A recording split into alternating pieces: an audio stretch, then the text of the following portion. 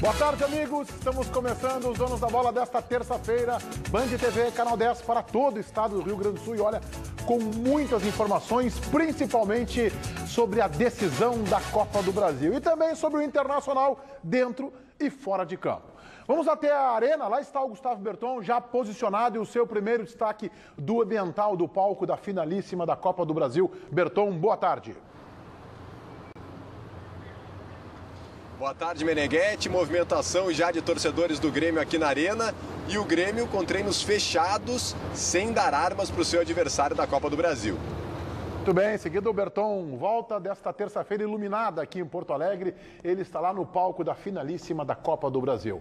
Vamos à Central Band do Esporte com o João Batista Filho, JB, boa tarde. Tudo bem, boa tarde, Meneghetti, boa tarde a todos que estão nos assistindo. E de imediato eu quero fazer aqui a minha última participação ontem, foi falando sobre uma informação que nós recebemos junto ao Ministério Público, checamos ela com o Internacional e ela tem apenas um reparo. Em princípio eu disse que um conselheiro colorado estava envolvido no episódio do drone e na realidade essa informação não estava correta. Este conselheiro colorado se envolveu, na realidade, era um dos camaradas que quebrou a casa daquele cidadão que supostamente teria feito o drone, depois nós descobrimos que não. Então, esse conselheiro colorado é acusado e será representado pelo Ministério Público, notificado por vandalismo e não por ter feito o drone. Ele, inclusive, era ligado ao movimento O Povo do Clube e, segundo uma nota oficial do Povo do Clube, agora há pouco, deste mês ainda, ele foi desligado. No dia 27 aconteceu o jogo, ele ainda seria, oficialmente, pelo que nós temos, membro do Povo do Clube, mas o comunicado existe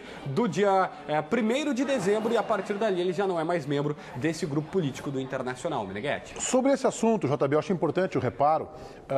Eu recebi ontem uma ligação de uma das integrantes, uma das lideranças, eu imagino, do movimento O Povo do Clube, pelo qual nós temos o máximo de respeito, assim como temos por todos os movimentos políticos do Internacional e do Grêmio. Está feito o reparo aí da informação do João, me dizendo que este referido conselheiro não é mais conselheiro desde outubro. Ela até havia me prometido enviar uma ata de uma reunião baseada no estatuto do movimento que confirmaria a exclusão. Eu não recebi a ata, tentei contato com ela hoje, decidiram politicamente não mostrar a ata antes que o Ministério Público se manifeste oficialmente. Pois bem, mas a nota oficial que o João faz referência, eu tenho aqui a nota do dia 1º de dezembro, portanto, ela é posterior ao jogo Inter e Cruzeiro, que foi esse jogo que você está vendo a imagem que tem referência ao drone, e diz o seguinte, a nota do dia 1º de dezembro. O movimento O Povo do Clube vem publicamente comunicar o desligamento de um integrante cuja identidade será preservada em face dos excessos cometidos na sua participação nos atos de protesto contra a direção do Internacional promovidos por parte da torcida por ocasião do jogo contra o Corinthians em 31 de julho. Então,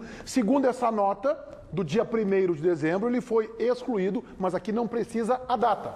E seria o mesmo integrante, o mesmo conselheiro, que teria se envolvido no episódio Inter e Corinthians, com gravidade também. O carro do coordenador da preparação física, o carro foi desmanchado, foi destruído. Em princípio, ele estaria envolvido. E seria o mesmo conselheiro que o João está fazendo referência à informação de ontem, que teria, na verdade, sido um dos líderes, daqueles que protagonizaram o ataque a uma residência, que nem era a residência de quem colocou o drone no Beira-Rio. Mas a nota é 1º de dezembro. O jogo contra o Cruzeiro foi anterior. Então, eu estou aguardando ainda a ata que me confirme que ele não é mais integrante do movimento O Povo do Clube. De qualquer maneira, muito obrigado ao movimento aí por nos ajudar a esclarecer os fatos. Vamos voltar à arena, palco da decisão da Copa do Brasil, Gustavo Berton. Pois é, Meneghetti, a gente já está aqui no palco dessa decisão da Copa do Brasil, grande jogo. O Grêmio trouxe um grande resultado de BH e isso empolga o torcedor. Mesmo nessa terça-feira, né, faltando ainda um dia para o jogo, já tem movimentação aqui na arena. O torcedor vem até a loja, traz a sua camisa do Grêmio. Claro que amanhã, dia do jogo, esse movimento vai aumentar bastante, mas é grande a empolgação do torcedor do Grêmio para esse jogo. Bom, o Grêmio vai realizando treinos fechados, né? O Renato não quer dar armas para o seu adversário. Daqui a pouquinho a gente vai aprofundar esse assunto na reportagem que a gente vai ver logo mais, mas do outro lado, agora o Atlético Mineiro tem o Roger, né, que comandou por muito tempo o time do Grêmio, conhece bastante o time do Grêmio, então o Renato quer esconder tudo. Não é o Roger que vai comandar o Atlético, é o Diogo Giacomini, mas mesmo assim é um espião forte aí que o Atlético Mineiro tem. Então o Renato anda fechando os treinos, ele concentrou todo mundo, tá todo mundo concentrado, ele não vai poder contar logicamente com o Pedro Rocha, que foi expulso na primeira partida, mas ele concentrou o grupo todo do Grêmio, manteve o grupo cada vez mais unido, tá todo mundo no hotel concentrado para esse grande jogo. Claro, a prioridade do Grêmio em voltar a comemorar um título de expressão nacional. Vamos ver na reportagem agora exatamente sobre isso, os treinos fechados do Grêmio, escondendo armas. Aliás, o Renato fechou ontem, vai fechar hoje de novo o treino que começa às 4 horas, ninguém vai ver nada do Grêmio, mas a preparação do Grêmio para esse grande jogo a gente vai assistir agora na reportagem. Portões fechados, mistério, ingredientes que pertencem a uma decisão. E como a Arena do Grêmio receberá a final da Copa do Brasil na noite desta quarta-feira, os treinos de véspera no Tricolor não poderiam ser diferentes. A gente não pode fazer, pelo menos eu acho que a gente não deve fazer nada diferente do que a gente fez e vinha fazendo nessa Copa do Brasil.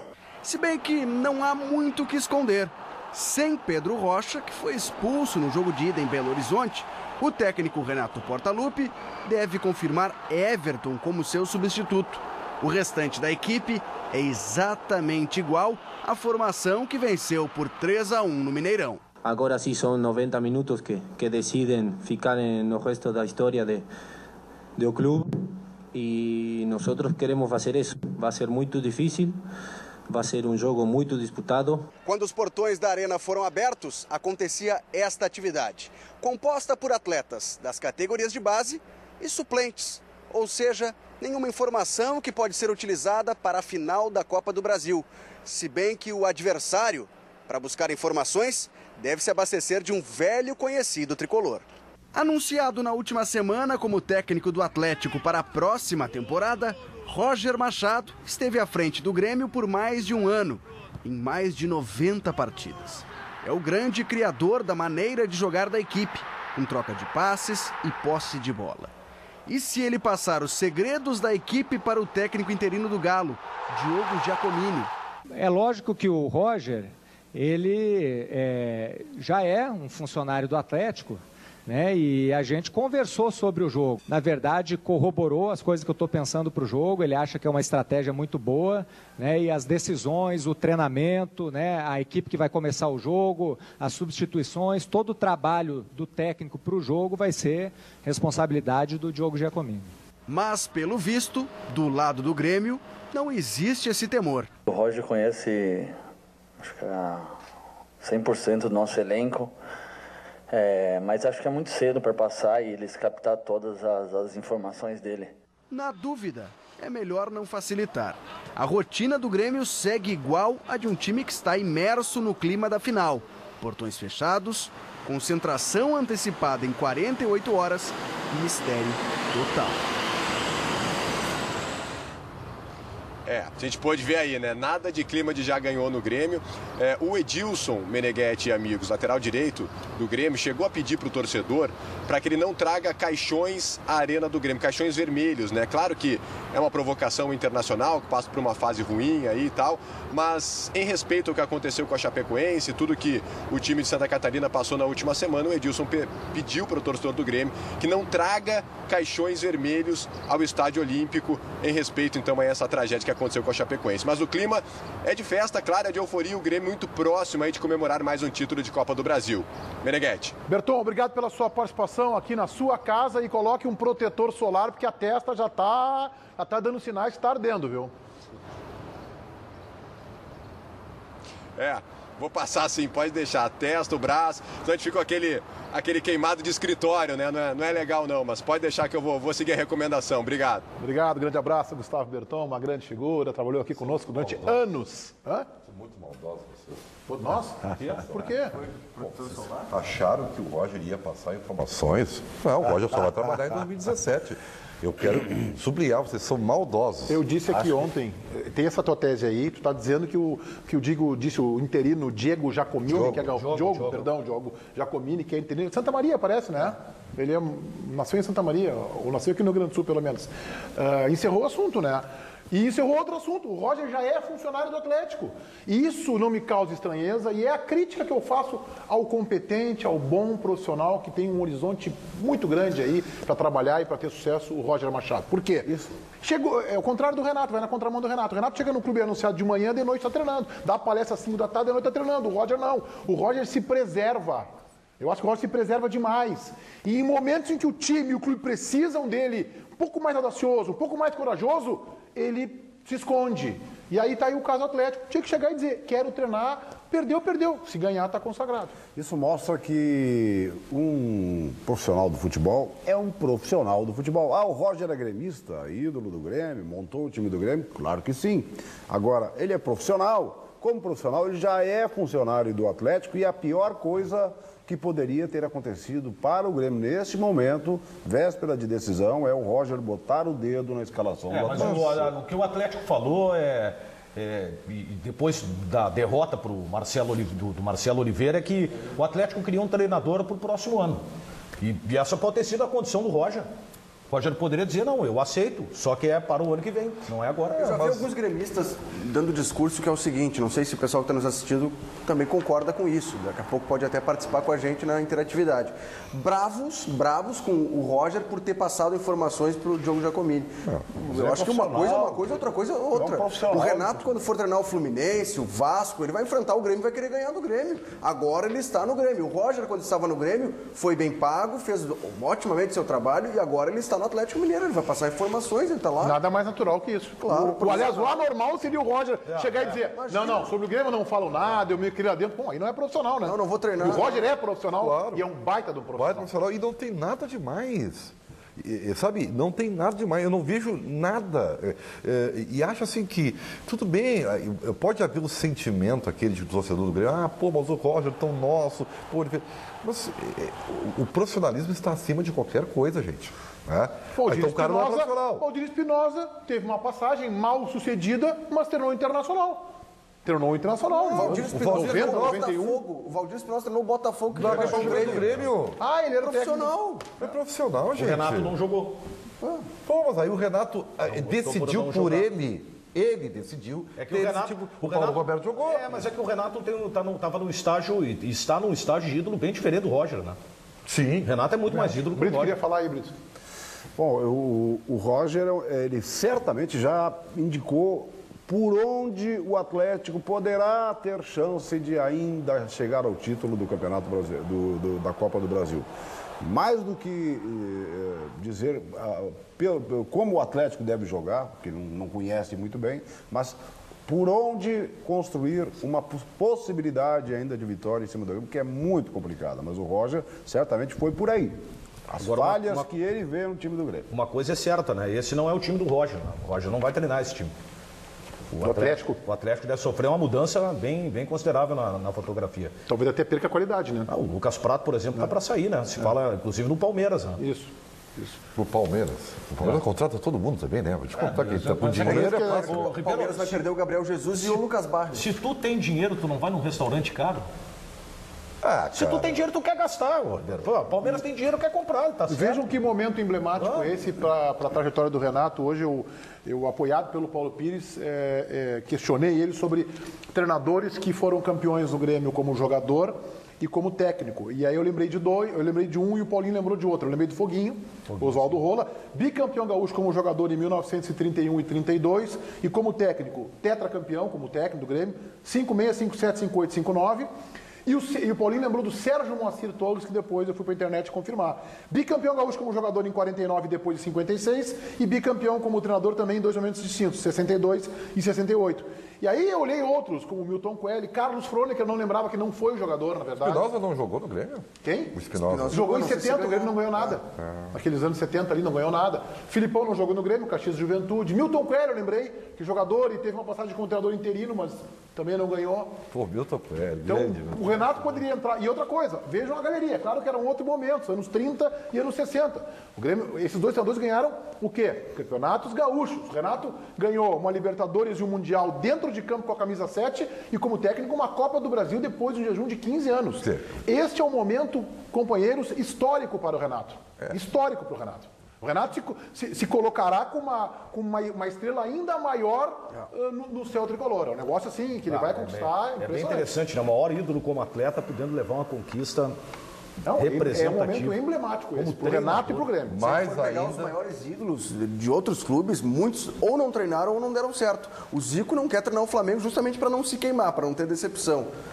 Vocês vão dizer que é implicância, mas o Falcão não conseguiu. O Fernandão também no Inter não conseguiu ter sucesso. O Falcão foi campeão gaúcho como treinador. Pois é, mas aí o Cláudio Duarte treinou e ganhou. Não, o Falcão a gente tem que dizer que foi campeão como treinador e como jogador. Claro. Cláudio Duarte, né? Foi. Cláudio Duarte foi. O Duarte foi campeão. Carpegiani no Flamengo, né? Foi campeão como treinador nos dois e campeão como jogador no Inter. Tô falando dos maiores ídolos dos clubes, né? O Renato é o maior ídolo da história do Grêmio. E aí ele está se tornando campeão como jogador e pode se tornar campeão como treinador. Uma coisa muito perigosa, eu acho que todos os clubes fariam, todos os times fariam, caso jogassem amanhã, como vão jogar Grêmio e Atlético Mineiro, uma homenagem à Chapecoense. Está todo mundo sentindo ainda na pele, todo mundo sentindo ainda a perda dos companheiros que aconteceu, que foram enterrados no sábado. E o Grêmio vai homenagear, certo, a Chapecoense. Eu acho que esses momentos de homenagem, esse é muito importante e tem que ser feito. Só que tem que fazer a homenagem e depois saber que vai jogar uma decisão de campeonato nacional. Eu acho que o Grêmio vai fazer homenagem um pouco antes do jogo, mas vai fazer os jogadores depois, quando forem receber a taça. Exatamente. Vão estar lá com a camisa da Chapecoense. Eu acho que ali vai ser a homenagem, talvez até a mais emocionante, inclusive. Exatamente. Porque então, acho que isso vai pode acontecer. abalar os jogadores dentro de campo. Mas o que o Paulo Brito falou tem um quê não de preocupação, mas de realidade. Vamos combinar o seguinte, isso vale para a última rodada do Campeonato Brasileiro com os clubes que estão envolvidos contra o rebaixamento. Tá? O Grêmio vai para uma batalha, gente. Exatamente. E na batalha, os seus sentimentos têm que ser focados naquilo ali. No momento que você mistura sentimentos, o risco de você não desempenhar relevante. Eu não acho que é esse risco. Eu acho que a declaração do Edilson ontem ela foi sintomática. Ele disse que chorou muito, ele sentiu, né, a perda dos companheiros, mas ele disse que numa situação como essa tem que se esquecer por 90 minutos o que aconteceu. Eu não acho. Eu acho que o Grêmio vai ser campeão com essa situação, vai ser campeão diante de um adversário que é qualificado, mas que está dando sinais, que a gente está lendo da imprensa de lá que está desmobilizado, que já largou, está sem treinador e tal, então está olhando para 2017. Então eu não acho que vai ser uma vitória tranquila do Grêmio, um máximo empate, sem sobressalto. Eu acho que vai ser um jogo muito difícil. Eu também acho. Muito tudo bem, resultado. Pode ser um jogo muito difícil com o título do Grêmio. Isso aí. Não, tá bom, pode ser. Na soma 4-2. Pode ser. O jogo pode ser. Não, eu não acho que vai ser assim 4 ou 5-0 pro Grêmio. Mas até pode ser 3-0. Até pode ser no andar do jogo. Mas aí também o Grêmio, depois que faz 2, tira o pé e fica tocando a bola e tá ótimo. Eu acho que vai ser um jogo muito difícil. Eu acho que o Atlético vai impedir o Grêmio de jogar. O Grêmio tem que cuidar para não tomar um gol no primeiro tempo. Tu acha que o Grêmio corre risco, então? Claro. E um parênteses ainda. Claro, jogo é jogo. Cuidado. Jogo de dois times grandes. Tem que ser especial com o Lucas Prato. Esse jogador é perigosíssimo. Mesmo cuidado que o Grêmio teve lá, Brito. Eu acho que é melhor o Atlético cuidar do Everton. Everton. O Lucas Prato lá não conseguiu jogar. O Ribeiro, eu acho melhor o Atlético cuidar do Everton e do Douglas. Eu acho que o Atlético tem que se preocupar com o Grêmio. Não, também, os dois têm que se preocupar. Nós vimos um Atlético que, pelo menos nos últimos jogos, é um time que faz gol, é verdade, né? Mas ele é um time que toma gol. Ele é um time que defensivamente está muito mal. A gente não consegue, em cima da linha do Daniel, a gente não consegue, Felipe, enxergar o favoritismo quando ele é do nosso time. Então o outro time é sempre melhor. É sempre melhor. Olha, é favorito, sim. É o que eu disse ontem. Tem que jogar o jogo, que é uma formalidade. É o que eu disse E é pouco tempo o Giacomini também ajustar tudo isso. É o que eu disse ontem. Se o Grêmio perde por 1-0, nós estaríamos aqui dizendo que o Grêmio seria campeão. Porque teria condição de reverter na arena. Pô, o Grêmio faz 3-1 nos caras e nós estamos aqui tudo assustados. Com medo do quê? Porque quem está assustado são eles. Eu não estou assustado, eu estou só enxergando o que é a realidade do futebol. Esse esporte mágico, tu tá com entendeu? Medinho, essa que não existe jogo jogado. Não, o que ele quer? Ele tá no muro. Ele subiu naquele muro ali, ó. O Ribeiro é o cara que mete um balão e vê o que vai acontecer. E fez o comentário boi, né? Futebol é um jogo. Não, o comentário boi. Futebol é um jogo. Eu acho que o Grêmio é 90% campeão da Copa do Brasil, mas tem os 10%. E como é um 10%, jogo...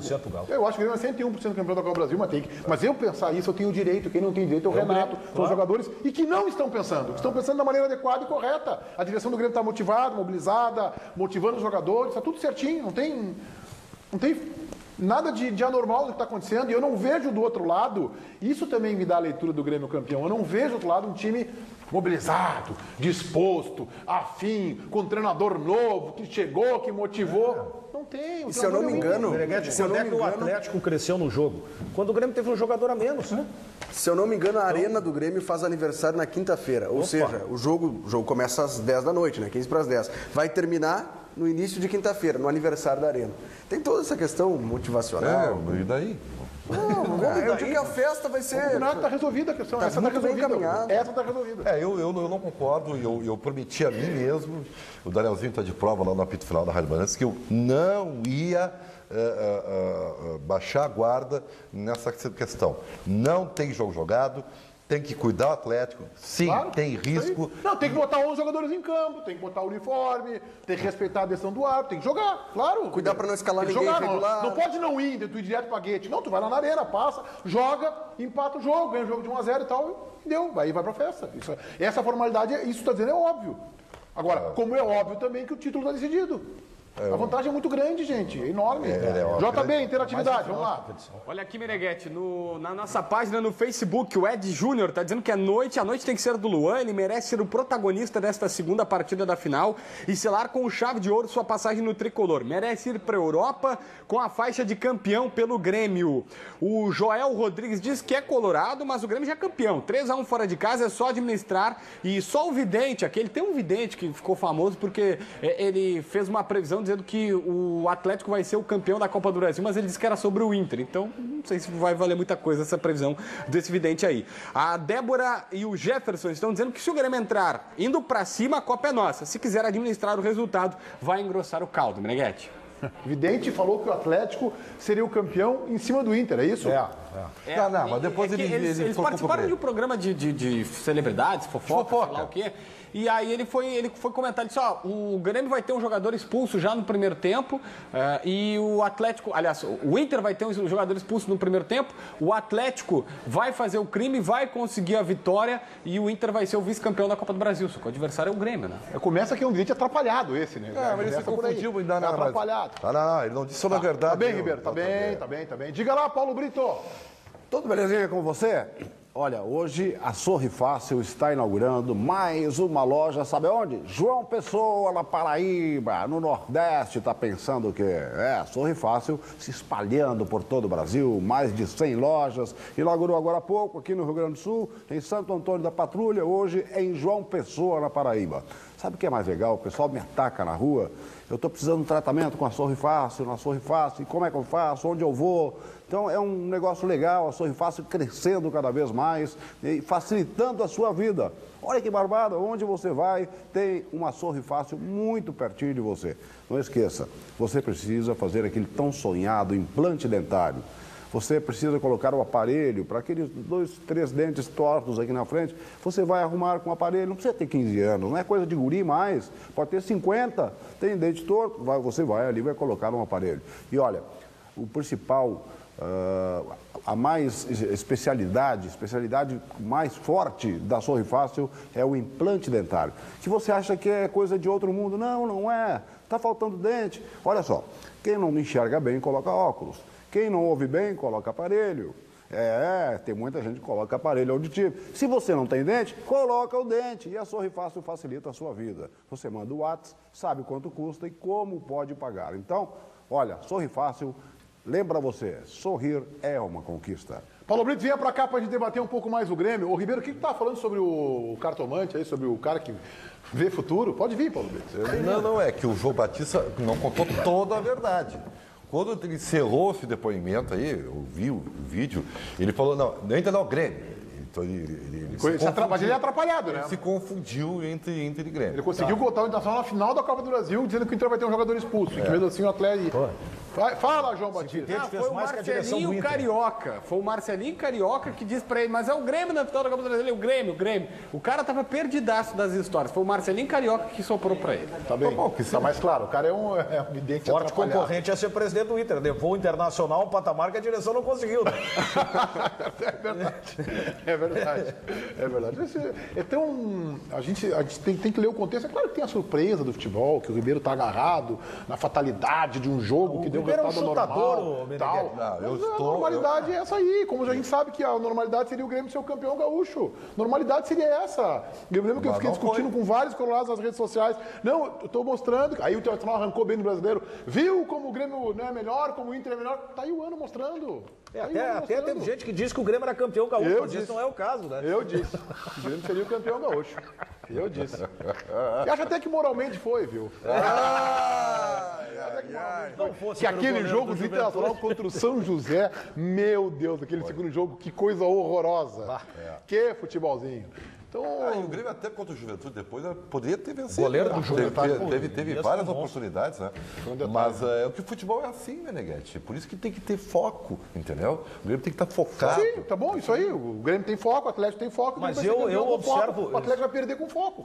Tu vê que o processo ele é meio diferente, porque na verdade deveria ser o inverso, né? Eu vejo o Grêmio mais focado que o Atlético Mineiro. Claro, exatamente. Essa é a minha leitura. Quando na verdade o Atlético Mineiro, pela desvantagem, tinha que estar muito mais focado no jogo do que o Grêmio, né? Eu acho que o Grêmio é muito superior, tá semicampeão da Copa do Brasil. O único perigo é que vai ser o primeiro jogo, os jogadores ainda estão sentindo, e Porto Alegre está muito próximo de Chapecó, tinha muita gente ligada ao Grêmio, vai ter homenagem. A única coisa que pode prejudicar um pouco é ainda esse sentimento, porque vai ser o primeiro jogo, está todo mundo ainda, eu ainda falo com uma certa tristeza pelas pessoas que eu conhecia, colegas jornalistas, um que falava comigo quase todo dia há 30 anos, né, para saber e para passar notícias da Chapecoense, pedir notícias da dupla Grenal. Então está todo mundo ainda sentindo um pouco. Então isso é esse fato tão próximo e tão perto do Rio Grande do Sul é um pequeno detalhe que pode tirar um pouco, diminuir essa superioridade que tem o Grêmio do Atlético Mineiro. Brito, emenda o teu feito aí, por favor. Vai para Pedro Rocha. Pedro Rocha que não vai jogar amanhã, eu entrevistei ele, mora praticamente dentro da arena, naqueles edifícios, aqueles apartamentos que tem praticamente no pátio da arena. Um jogador que fez 2 gols, encaminhou esse título do Grêmio na Copa do Brasil, então o meu feito vai para o Pedro Rocha. Daqui a pouco tem, aliás, o chimarrão do Paulo Brito, hoje conversando com o Pedro Rocha. Já voltamos com os donos aqui na Band. JB, vamos falar do Internacional, por enquanto, fora de campo, JB. É verdade, Meneghete. Acontece que o episódio do zagueiro Vitor Ramos, do Vitória, teve mais um capítulo. Primeiro, que a CBF deu 2 dias para aliás, o STJD deu 2 dias para a CBF e para o Vitória se explicarem sobre o caso do zagueiro. O Internacional entregou um documento de mais de 500 páginas provando, segundo o Inter, que o jogador está irregular. Basicamente aconteceu o seguinte: o Vitor Ramos pertence ao Monterrey, estava emprestado ao Palmeiras. O empréstimo dele acabou e o Palmeiras não quis renovar. Só que o jogador ficou livre por 30 dias, só que o Palmeiras não informou a CBF, consequentemente a FIFA, através de um documento chamado ITC, que devolve oficialmente o atleta para o Monterrey. O Vitória, sabendo que a transferência estava fechada, a janela de transferência estava fechada, fez uma transferência nacional. Como o ITC estava aqui no Brasil ainda, ele não teria sido devolvido oficialmente, fez uma transferência. O Inter tem documentos do Palmeiras dizendo que não fez a negociação e documentos do Monterrey dizendo que o empréstimo aconteceu no Monterrey para o Vitória, ou seja, uma transferência internacional. E agora entra o nosso convidado. Falou na Rádio Bandeirantes, nesta manhã, o senhor Reinaldo Busoni, que é diretor de registros da CBF. Em entrevista ao Daniel Oliveira na Rádio Bandeirantes, ele falou isso aqui. Qual que é a irregularidade que o Inter diz que existe? O Inter alega que esse jogador ele não poderia ter assinado com Vitória sem passar para o clube mexicano que detém os direitos do atleta. Por que não? O Internacional alega. Eu quero Por quê? E por que o Inter demorou 37 rodadas para fazer essa denúncia? O que se alega é que o Internacional agora teria documentos para provar que... Só agora? Não, é só agora, né, Reinaldo? É só agora. O que eu posso fazer? O terceiro jogador estava no Brasil. Não tem nada irregular. O time do México autorizou ele ficar no Brasil. A transferência foi nacional. O que tem de irregular nisso? Nada. A dúvida que gerou na gente aqui na Rádio Bandeirantes foi uma matéria que está publicada no Globoesporte.com, e eu até gostaria de ler aqui só para a gente esclarecer o que aconteceu. Em entrevista recente ao Globoesporte.com, o diretor de registro e transferências da CBF, Reinaldo Busoni, diz que não há irregularidade no registro de Vitor Ramos. Busoni reconhece que o procedimento não foi correto. O terceiro não voltou, ele não voltou para fora. Isso não está entendendo. Ele continuou no Brasil. Uma questão apenas que é uma dúvida. Quando o senhor fala que não foi o procedimento mais correto, isso demonstra uma irregularidade? Não existe mais ou menos correto? Não é irregularidade. O jogador não está irregular. O que caracteriza uma irregularidade de uma transferência internacional? Quando o procedimento não está correto. Não. O que quer dizer se o jogador está irregular ou não numa transferência internacional? Me diga o senhor é especialista? O ITC foi chegado o ITC. Sim. O ITC foi enviado pela federação que ele está vindo. É isso que caracteriza a regularidade de uma transferência internacional. Entendeu? Não, eu não entendi. Não, ele disse que tem que pedir o ITC de volta. Tem que pedir o jogador de volta. Só que a dúvida, se o clube mexicano não pedisse o Vitor Ramos de volta, ele nunca mais ia ter, é isso? Não, exatamente. Isso acontece normalmente. Isso quer dizer que qualquer clube pode, entre aspas, burlar a regra só não levando o ITC. Burlar a regra tem que estar incomunado com a associação que faz a transferência internacional. Você está dizendo que o ITC não deveria estar no Brasil. Não, o senhor disse. O ITC estava no Brasil. Sim, e o senhor disse que está brigando com a FIFA até por causa disso. O mexicano não fez o pedido do retorno. Mas se houve a transferência e não houve o ITC, está uma irregularidade. Não houve transferência internacional. Mas como, senhor, se o jogador foi do Monterrey para o Vitória, como não houve? O Vitória acertou com quem o empréstimo do Vitor Ramos? Ele acertou com o Monterrey. Que é um clube do México. Do México. Que é fora do Brasil. Sim. Então... O que caracteriza uma transferência internacional? Quando um clube estrangeiro empresta para o brasileiro. Só que falta o ITC ter emprestado o jogador para o Vitória, né? Não foi o ITC. Olha só, se você vai ficar discutindo comigo, se você acha que é certo, que é errado, você está ligando para pedir a minha opinião, para você responder. Não é isso, é que está havendo uma... É o seguinte, cara, o Douglas falou para a gente falar 5 minutos, já está falando 16. Tá, então tá bom, Reinaldo, tá bem. Então tá, eu te agradeço então pela atenção, tá? A gente está vendo que é um assunto que está te irritando também, a gente está buscando esclarecer, mano. Eu sou totalmente tranquilo quanto a... Não, mas não parece. Totalmente tranquilo. Então tá bem. Irritado nem um pouco. Então tá bom, grande abraço então. Nós já temos notificado pelo STJD e vamos responder quando temos todas as respostas já. Tá bom, então tá, um abraço. A versão do Inter, Meneghetti, eu penso que é importante colocar a versão do Internacional nessa história. O vice-jurídico do Colorado, Giovanni Gazen, ouviu esta entrevista ao vivo, ao lado do Bruno Ravazoli, diz que tem documento que a transferência foi confirmada pelo diretor de registros do México para o Brasil. O que o Inter alega? Que ele deveria retornar oficialmente para o time do México, tanto que durante a entrevista eu perguntei quem pagou o salário do Vitor Ramos nos 30 dias que ele ficou sem contrato com o Palmeiras, mesmo estando no Brasil. O Monterrey. Então, se for o Monterrey, ele deveria retornar oficialmente através da documentação para o México e aí então se faria a negociação internacional. Só que como a janela estava fechada, não poderia acontecer. Na realidade, o que o Inter alega é que o Vitor Ramos nunca poderia ter jogado essa temporada no Brasil. Ok, João. Primeiro aspecto, eu quero cumprimentar a nossa equipe aqui que participou dessa entrevista com o Dr. Reinaldo Busoni, que é o chefe dos registros da CBF. Que mostrou, na minha opinião, um certo despreparo e sim, como diagnosticou o Daniel, e mais que diagnosticar, disse para ele. Disse na frente dele, por isso meus parabéns a todos que se envolveram. Que ele estava irritadíssimo e esse tema não lhe deixa muito tranquilo e tal, ele irrita. Ele mostrou a sua condição de irritabilidade e, na minha opinião, um certo despreparo. Tá realmente tenso. Segundo, quem disse, aí o Ribeiro pegou bem e perguntou 2 vezes para ele, que o procedimento não foi correto, foi o próprio Reinaldo Busoni, que é o chefe de registros da CBF. Ele deu entrevista aos sites ontem, está no G1 isso. O procedimento não foi correto. Ele ponderou, mas isso, segundo ele, não é suficiente para tirar os pontos de vitória, colocou o resto dos argumentos. Ora, e eu estou com o Ribeiro na pergunta.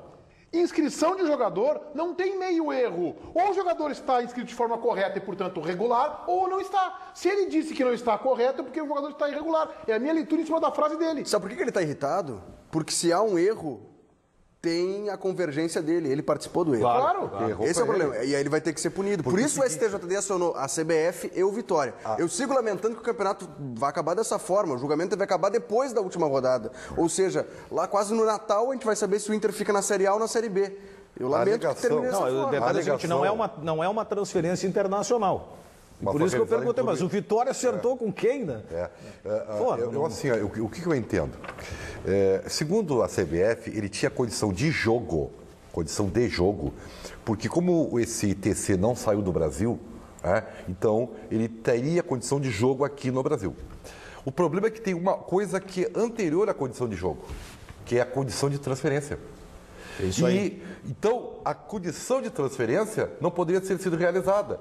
Por quê? Porque o ITC teria que, obrigatoriamente, ter ido lá para o México. Pois, segundo o próprio diretor da CBF, quem fez a negociação foi o Monterrey do México. Então, é impossível que um negócio entre um clube do exterior e um clube do Brasil seja uma transferência nacional. É impossível, um está no México e o outro está no Brasil. Portanto, o jogador está irregular. Então, no mínimo, é legítimo que o Internacional esperneie os seus recursos. Eu acho. Agora, se vai ser um julgamento político, vai ser um julgamento técnico, aí é outra coisa. Houve um caso semelhante que é o do Ariel no Inter, né? E aí o Inter conseguiu, numa manobra jurídica, inscrever o Ariel a tempo. Que foi o seguinte, o Ariel pertencia ao clube mexicano, vinha por empréstimo para o Internacional. Só que os mexicanos venderam ele para os Estados Unidos. Então o Inter teria que aguardar a documentação dele ser publicada pelos Estados Unidos para depois trazer por empréstimo para o Brasil. Houve um acordo do Inter com os americanos e o clube mexicano emprestou ao Internacional. Houve um acordo. Ele não passou pelo... Não passou pelos Estados Unidos. Não foi registrado oficialmente o acordo, ficou um acordo verbal de algum contrato. Exatamente. Então, assim, o Internacional, eu acho que tem legitimidade para ir lá e tentar. Tu perguntar assim, mas eu acho que vai dar alguma coisa? Eu acho que não vai dar nada. Eu também acho que vai dar uma advertência para a CBF e para esse funcionário. Né? Acho que vai ser isso que vai acontecer. Agora, isso eu estou dizendo em cima do que o Ribeiro está falando, que o julgamento ele também é político e que hoje há um clima muito difícil para que se modifique um resultado de campo. Talvez se... E a pergunta que faz o Busoni, o chefe do registro da CBF, assim, por que o Internacional colocou agora? Bom, sim, porque o seu rival no rebaixamento é o Vitória. É isso? Mas se fosse descoberto lá atrás, talvez houvesse espaço para que o Vitória sofresse a perda de pontos. E o documento é recente. Politicamente. O documento é recente que o Inter tem, né? Então só entrou agora. Não, mas aí que tá, o julgamento já aconteceu e ele foi arquivado por esse senhor. Mas é que parece que era uma outra coisa. Ele justificou que estava certo. Era questão de data, quando aconteceu o episódio com o Bahia, era questão de data de inscrição para a disputa do Campeonato Estadual. Baiano. Que era um outro processo. E o que a gente tem de informação extraoficial é que o Bahia também não foi muito a fundo, que foi até um certo limite e que não quis se incomodar mais. Mas infelizmente eu tenho que considerar, como eu acho que vai ser um julgamento político, Meneghetti, além de ser uma questão de fora de campo, que é sempre uma coisa difícil você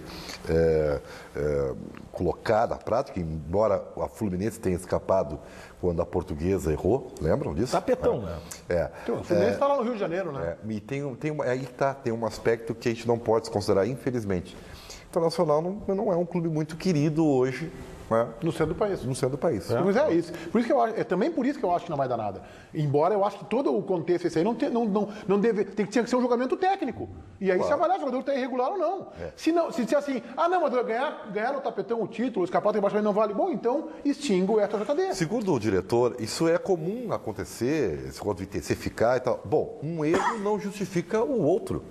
Não é porque... Ou seja, a CBF é uma bagunça, então, que ele está querendo dizer. Não é porque se tapou o sol com a peleira das outras vezes que agora deverá fazer o mesmo. Quantos clubes foram prejudicados por isso, eu também acho, Meneghetti, que eu não quero que o torcedor colorado se encha de esperanças, porque eu acho, né? O Inter tem que fazer a sua parte, tem que ir lá. É obrigação do Internacional tentar. Agora, pela experiência que nós temos aqui e tal, vou me surpreender se não for um julgamento político.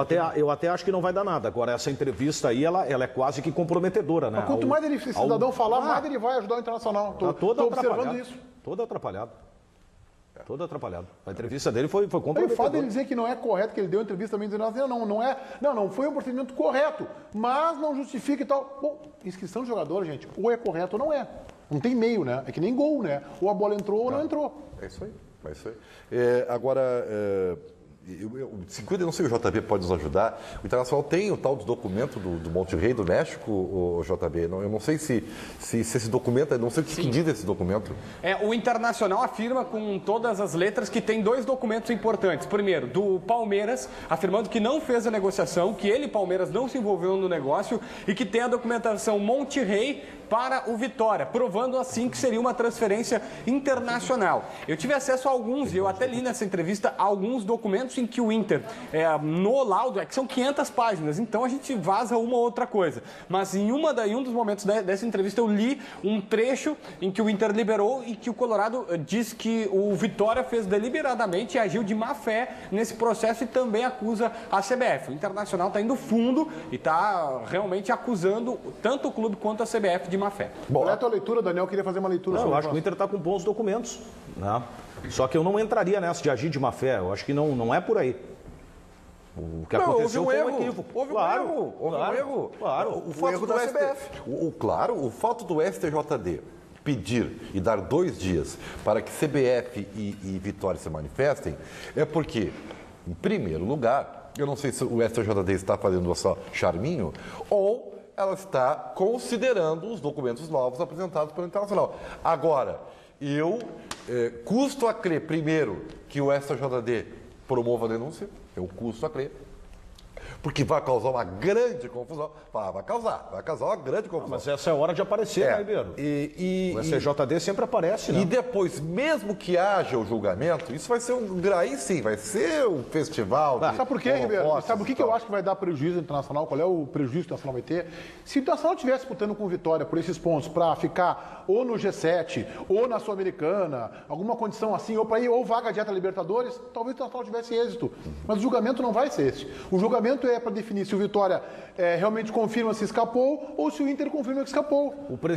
Quem vai ser rebaixado, esse é o julgamento que vai acontecer. Por isso que eu acho que o Inter vai ter prejuízo. O presidente do STJD havia dado uma entrevista para a Rádio Bandeirantes, ele estava meio que tendencioso assim, em relação a questão do Internacional, não ser favorável ao Inter. Né? Ele fez um pré-julgamento. Por isso até que eu me surpreendi ele dar esse pedido. Não, mas não é ele que dá, é o procurador. Mas aí é o seguinte, ele tem que aceitar, Ribeiro. E aí vai se discutir depois. E ele não fez, o procurador não fez nada. Ele não disse que se ele vai aceitar dar prosseguimento ou não. Ele só pediu defesa da CBF e do Vitória. Eu não tenho esperança assim Eu também. Acho que o julgamento vai acontecer. Eu acho que vai. Acho que vai aceitar, vai colocar para o julgamento. E aí eu acho que vai ser muito difícil que o Inter tenha. Eu mantenho meu posicionamento. Eu acho completamente lamentável que isso esteja acontecendo. É um erro da CBF, ok, é um erro da CBF. Mas não, pera um pouquinho. Aí agora eu não entendi, meu cara Felipe. Se tu disse e admite que pode haver erro, tu acha lamentável que o Inter tenha... Não. Não é a postura do Inter. Eu lamento pelo campeonato. Mas outra coisa. Daqui a pouco, então, vamos lá, o Curitiba vai entrar na justiça contra o Bangu, o Flamengo vai entrar contra a Ponte Preta. Se tiver errado, tem lá que de 85. Não, só um pouquinho. Por que não entrou antes, Daniel? É isso que eu estou questionando. Isso não muda nada. Ninguém entrou antes. Igual o diretor da CBF. Mas isso não muda nada. Ou tu tem o direito a entrar ou não, João. O direito é só dar, só pode entrar depois de 10 rodadas brasileiras. Eu lamento que a gente vai saber quando terminar o campeonato, ou depois que terminou, ou antes, ou faltando uma rodada. A gente vai saber o resultado desse julgamento quase começando a temporada. O Internacional vão contratar o Juquinha ou o Riquelme? Vamos esperar o julgamento. Felipe, nenhum clube no mundo, nenhum clube no Brasil, na situação do Internacional, procederia de forma diferente. Vamos combinar que nós, nas nossas vidas, não se tem uma chance de recurso, vai tentar, gente. O que está errado, né? O que é errado. Como errado? Se achava que o Vitória estava errado, tinha que ter entrado lá antes. Com vários outros clubes que perceberam isso. Se tu vai ganhar ou não é outra coisa. Agora, se tu tem o direito de recorrer, tu tem que recorrer. Mas o Vitória não era inimigo do Inter para nada antes. Claro. Esse é o erro. O problema é esse. Mas o que muda isso do ponto de vista da lei? Ou o jogador está irregular ou não está. Isso mas o Inter tinha até a 7ª rodada para reclamar. Por quê? Onde é que tá Agora, tem algo que me preocupa muito mais. Quantos clubes procederam dessa forma? E que poderia, inclusive, se mudar a questão da punição e do futuro do time do campeonato. O que nós falamos quando o Fluminense virou a mesa? Até hoje se faz piada. Chama o advogado do Fluminense. Aí porque é o Inter, porque é daqui de Porto Alegre, a gente passa a mão por cima. Que bonitinho. A mão por cima, tô falando de tapetão. Tá errado, é feio. O campeonato vai ficar manchado. Vai ficar com asterisco. O Inter não vai cair, mas graças ao tapetão. E é tapetão. Para que seja coerente, eu acho legítimo tua manifestação calorosa, epidérmica, bonita até para a nossa audiência. Mas tu defende, então, que não tenha mais STJD. Tem que ter. Como tem que ter? O que tem que ter? Tem que ter, mas antes. Ninguém está interessado então muda a regra. Ninguém está interessado pela beleza do campeonato. Não, o Vitor Ramos não pode jogar. Não, está interessado para o Inter não cair. Esse é o interesse. Mas é por isso que o Internacional está entrando na justiça. Tu acha que o Internacional está entrando na justiça e é isso que eu estou condenando. Porque acha que o campeonato pode ficar mais bonito ou mais feio. É isso que eu condeno. É isso que eu condeno. Quem recorre à justiça normalmente, pelo menos, está se sentindo lesado por algo. Prejudicado por algo. O Internacional antes não estava sendo prejudicado pelo Vitória. Agora está. Mas tinha que ser sentido lesado quando quando perdeu pro Vitória no Beira-Rio e o Vitor Ramos estava em campo. Ali podia ter entrado. Ali era diretamente lesado. Tu perde um carro na justiça, tá? Tu perde um carro na justiça. Tu não consegue pagar as prestações. Tu entra com recurso e tu ganha o direito a ter as prestações de volta. É legítimo que tu faça isso. Aí alguém vai dizer assim, não, tu tinha que ter trabalhado mais, tinha que ter pensado na hora de comprar o carro lá atrás. Não, Felipe, é teu direito. Mas, Meneghetti, é que tu esperou bater o carro para reclamar na justiça. Felipe, é isso que o Inter está fazendo. O carro não tem, é perda total. Aí ele vai reclamar na justiça. Se o Internacional tiver êxito, nada vai apagar que o Internacional se manteve na primeira divisão no tapetão. Olha, nada Felipe, vai apagar isso. Vai apagar, claro, gente. Felipe, eu estou com inveja de ti. Pô, queria ter eu pensado nessa tese para defender esse Levante. Mas se fosse tu que tivesse dito um negócio desse, eu estaria com pena, não com inveja. Mas como foi tu? Eu juro para vocês, eu vou buscar. Eu não estava aí. aqui na Bandeirantes, eu vou buscar nos arquivos o que se disse do Fluminense quando o Fluminense entrou no tapetão. Achei uma barbaridade. E vou buscar também o que os colorados diziam quando o Grêmio também virou a mesa. Quando o Fluminense virou a mesa na década de 90. Tá feio, tá errado. O problema é que o Fluminense era uma vez na segunda, na quarta e na sexta. Eu acho que são diferentes, eu acho que as duas situações são diferentes. Uma coisa é virada de mesa, que é o característico como o episódio do Corinthians, ou do Grêmio naquela Série B. O Fluminense não jogou. O Fluminense pulou uma divisão. Isso é virada de mesa. Outra coisa é o tapetão. E às vezes se misturam. No caso do Corinthians foi um tapetão com virada de mesa. Por que virada de mesa? Porque os jogos foram jogados, inclusive, de novo. No caso do Grêmio, eu não sei se o Grêmio chegou a entrar com recurso daquela vez da Série B. O Grêmio conseguiu, politicamente, foi antes de começar o campeonato, né? Aumentou lá. Quantos iam subir, Paulinho? Subiram 12, mas iam subir menos, 4 ou 6 ou 2 só. O Grêmio conseguiu politicamente, junto com outros clubes. Então não foi virado de mesa daí, é um recurso, conseguiu. Então eu acho que são situações diferentes. Agora, eu não posso tirar de ninguém o direito de ter legitimidade de recorrer. Se vai ganhar ou não, até acho que não vai dar nada. Até acho que não vai dar nada. Agora, não posso tirar o direito. E posso achar feio também, que o campeonato termina assim. Isso sim, acho feio. Mas se não, para ser coerente a tua tese, então não tem mais essa JD. Não. Quer que recorrer? Recorre. Só que recorre quando se achou lesado. Quando o Vitor Ramos enfrentou o Inter duas vezes, ninguém reclamou. Se achou lesado agora. O Internacional ficaria lesado na nona, se sentiria lesado na nona rodada. Não, o Inter enfrentou o Vitória duas vezes, enfrentou esse Vitor Ramos duas vezes. Felipe, por que não reclamou lá? Talvez não soubesse, não tivesse essa informação. O Internacional o Bahia já tinha entrado. Nada exclui a incompetência do Inter dentro de campo. E se o Inter, eu insisto, se o Inter permanecer na primeira divisão, exatamente. É pelo tapetão. Pelo tapetão, isso aí não vai ter dúvida. Claro. Vamos lá, JB. Tudo começou, Meneghetti, sobre essa história, tudo começou com um sócio do Inter procurando o vice-jurídico Giovanni Gazen há 45 dias atrás. E aí ele contratou um escritório especializado, que são de pessoas muito profissionais, Rogério Pastel, inclusive o próprio Daniel Cravo, e o assunto foi levado adiante. Eu quero só fazer um esclarecimento aqui, que estou buscando mais informações. Nas redes sociais, no nosso Twitter, tem um monte de gente falando que o Vitinho é o mesmo caso, que o Vitinho renovou com o Inter enquanto a janela russa estava fechada. Acontece o seguinte, da renovação. O Vitinho assinou dia 23 de dezembro a renovação com o Internacional, foi publicado no site. Dia 1º de janeiro deste ano, 2016, apareceu o nome dele no bid, tá? E tá todo mundo dizendo que tá errado, só que janela, porque a janela russa estava fechada, só que janela vale de entrada. Então a janela sempre se conta a janela de entrada no país, e a janela para o Brasil, dia 1º de abril, dia 1º a dia 30 de janeiro, é essa a explicação que o Inter dá, e por isso o Vitinho está dentro da janela. Não estava na janela russa, mas isso não importa. A janela é sempre de entrada no país e não de saída. E se o Vitória achar que tá errado, tem que entrar mesmo. Claro. Tem legítimo que entre. Vitória, esporte, a mão do Badanha, isso faz parte, é do futebol. Se não, para ser coerente é o seguinte, não, então termina o STJD, não tem mais recurso, é o resultado de campo. Tá bem, aí se o Atlético vier aqui amanhã com bota o Fred para jogar amanhã o Atlético, ganha do Grêmio por 3-0 com 3 gols do Fred. Não recorre ao STJD. Não recorre, porque não pode, segundo o Felipe, não pode. É tapetão. Não, mas daí o Fred vai estar enfrentando o Grêmio. Aí tu pode entrar. De forma irregular, né? Ok, mas aí é diretamente. O Internacional esperou quantas rodadas? Esperou porque ficou sabendo agora. Esperou porque ficou sabendo agora. Como tá aí isso também? O Vitória não é mais direto dentro de campo. O Vitória é direto na zona de rebaixamento. O Inter entrou dentro continua sendo adversário. Deve ter um prazo para recurso, né? O Internacional provavelmente não vai conseguir entrar para recorrer daquele título do Bahia, que ele entregou dentro do Beira-Rio. Deve ter passado. Tem prazo ou não tem prazo? Se tá dentro do prazo, tem que recorrer, pronto. Vamos lá, Paulo Brito, com o seu chimarrão. Diga lá.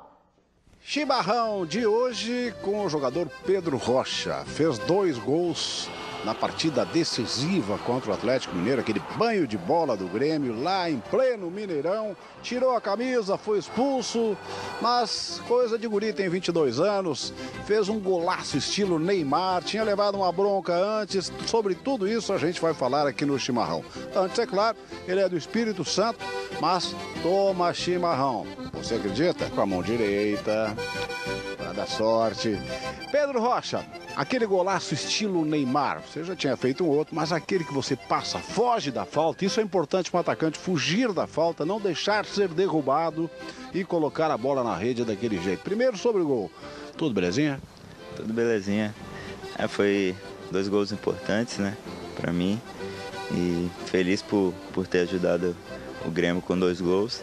E naquele segundo gol ali, eu tinha sofrido a falta e já levantei, fiquei esperto e o Maicon me chamou na hora e já tocou em mim. Aí de início eu já ia devolver para ele de primeira, mas eu vi que tinha possibilidade de dominar e eu deixei a bola correr e foi onde já deixei um marcador para trás e aí consegui fazer uma bonita jogada e fazer um belo gol.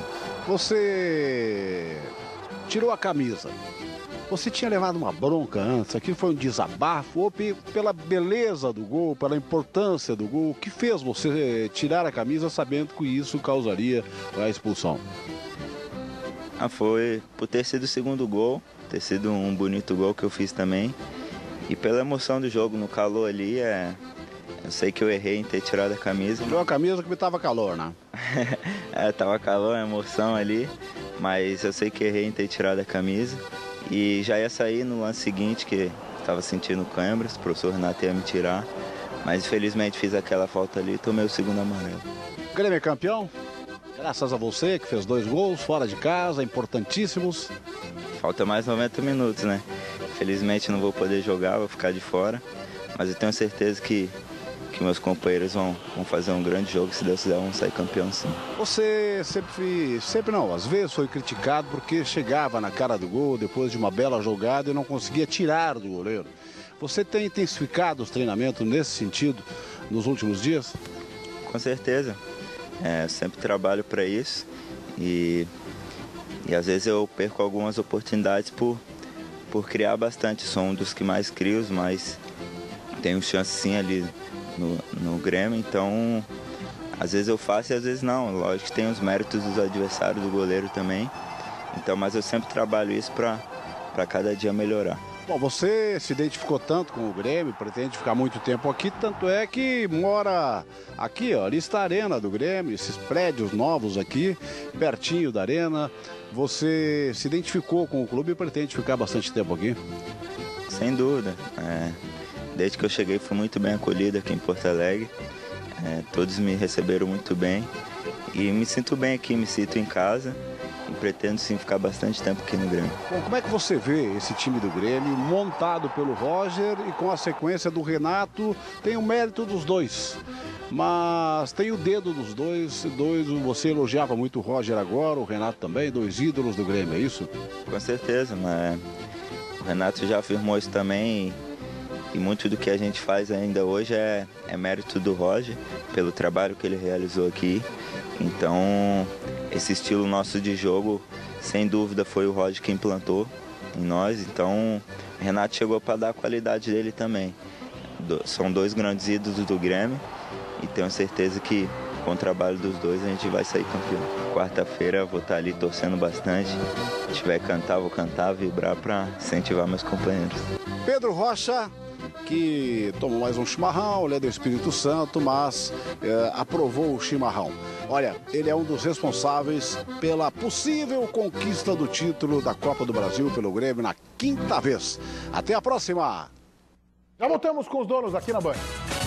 Daniel Oliveira na marca do pênalti, a pergunta vem de Veranópolis. Carlos Henrique Tomazini, obrigado Tomazini pela tua participação conosco. Quem foi mais importante para o provável título do Grêmio? Douglas, Everton ou Pedro Rocha? Excelente pergunta, mas eu vou ficar com Pedro Rocha pelos 2 gols na final. Mas muito é uma pergunta excelente. Tomazini, obrigado pela tua participação conosco. JB. Meneghetti, olha só, alguns goleiros, os principais goleiros do Brasil se uniram e vão usar uma luva comemorativa, na realidade que homenageia o jogador Danilo Padilha, goleiro da Chapecoense. Tá aí Danilo Padilha, no outro lado, Eterno. É uma luva em homenagem que o Danilo Fernandes do Inter vai usar, que o Sidão do Botafogo, o Jailson do Palmeiras, alguns dos principais, o Everton, campeão olímpico, alguns dos principais goleiros do Brasil. Ontem o Danilo Fernandes deu entrevista, foi questionado, se o Inter cair, você fica? Frase dele: pode ter certeza que eu fico, não saio por nada, vou ficar e levantar o Internacional novamente. Foi uma frase elogiável e corajosa do goleiro Danilo Fernandes. Olha, merece aplauso. Verdade. Já anunciou que quer ficar independente da série em que o time vai estar. Nós voltaremos amanhã ao 12h30. Tenham todos vocês uma excelente terça-feira. Tchau.